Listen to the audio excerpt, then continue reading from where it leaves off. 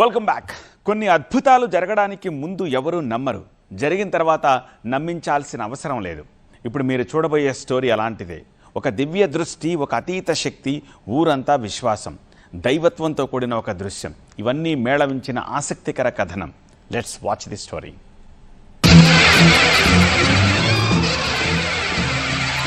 साधु संतुल दिव्य दृष्टि। ये मूर्ति निकाल के यहाँ मंदिर होना जरूरी, नीचे नहीं रहना। इस क्षेत्र में बहुत सुंदर खुशहाली हो जाएगी। చుట్టూ కాషాయం, మధ్యలో తవ్వకాలు. తవ్వుతున్న వేళ సింహగర్జనతో యువకుల పూనకాలు. ఏదో మంచి జరగబోతోందన్న విశ్వాసంతో ఊరంతా ఏకమై పూజలు.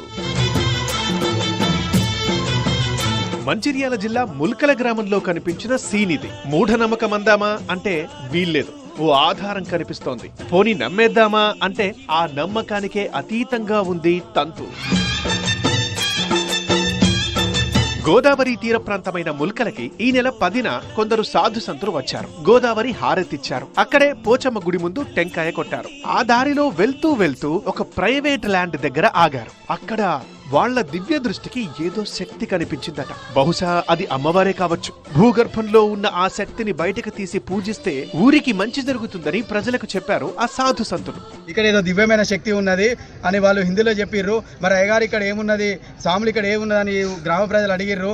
అడిగిన వెంటనే వాళ్ళు ఇక్కడ ఈ పక్కన అంటే ఈ గుడి పక్కన ఉన్న ప్రాంతంలో ఏదో ఒక శక్తి ఉన్నది, ఈ శక్తిలో భూమిలో వెలికి ఉన్నది, వెలికి తీస్తే ఏదో ఒక శక్తి అయితే ఎవరో ఒక శక్తి మాత్రం బయటకు వస్తుంది, ఈ గ్రామానికి మంచిది, ప్రాంతానికి మంచిది అని చెప్పి వాళ్ళు చెప్పడం జరిగింది. ఈ తవ్వకాల్లో భాగంగా ఈరోజు ఎవరైతే ముందు నడిపిస్తున్న పవన్సాచయ్య గారు ఏమో ఆ భూమిలో జేసీబీ తవ్వంగానే కింద పడిపోవడం జరిగింది శృదప్పి. వీళ్ల దివ్య దృష్టిని గ్రామమంతా విశ్వసించింది. ఉన్న పళంగా గ్రామ సభ పెట్టింది. ఆ ప్రైవేట్ ల్యాండ్ ఓనర్ ని పిలిచి ఇక్కడ తవ్వకాలు చేపడదాం, ఏదైనా శక్తి బహిర్గతమైతే పూజిద్దాం, నీకు న్యాయం చేస్తాం అంటూ ఆ ల్యాండ్ ఓనర్ కి ఊరంతా హామీ ఇచ్చింది.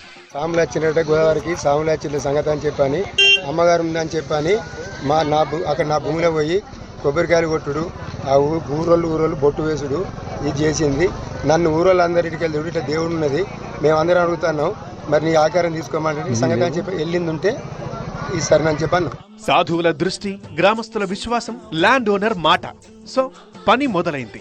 ఓవైపు తవ్వకాలు, అదే సమయంలో అకస్మాత్తుగా యువకుల పూనకాలు. ఒక సందర్భంలో అయితే పూజారి కూడా స్పృహ తప్పి పడిపోయాడు. తవ్వుతున్నంతసేపు గ్రామస్తుల్లో ఒకటే ఉత్కంఠ, అక్కడేమైనా ఉందా లేదా. ఇక్కడ ఏదో దివ్యమైన శక్తి ఉన్నది అని వాళ్ళు హిందీలో చెప్పిర్రు. మరి అయ్యగారు ఇక్కడ ఏమున్నది, స్వాములు ఇక్కడ ఏమున్నదని గ్రామ ప్రజలు అడిగిర్రు. అడిగిన వెంటనే వాళ్ళు ఇక్కడ ఈ పక్కన అంటే ఈ గుడి పక్కన ఉన్న ప్రాంతంలో ఏదో ఒక శక్తి ఉన్నది, ఈ శక్తిలో భూమిలో వెలికి ఉన్నది, వెలికి తీస్తే ఏదో ఒక శక్తి అయితే ఎవరో ఒక శక్తి మాత్రం బయటకు వస్తుంది, ఈ గ్రామానికి మంచిది, ప్రాంతానికి మంచిది అని చెప్పి వాళ్ళు చెప్పడం జరిగింది. ఈ తవ్వకాల్లో భాగంగా ఈరోజు ఎవరైతే ముందు నడిపిస్తున్న పవన్సాచయ్య గారు ఏమో ఆ భూమిలో జేసీబీ తవ్వంగానే కింద పడిపోవడం జరిగింది శృదప్పి. దాదాపు 2 గంటల పాటు తవ్వకాల తర్వాత బయటపడ్డ దృశ్యం ఇది.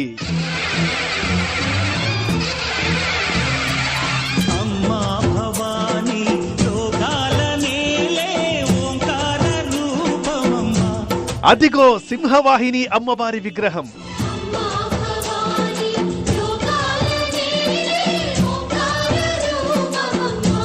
సాధువుల దివ్య దృష్టికి కనిపించిన మహాశక్తి.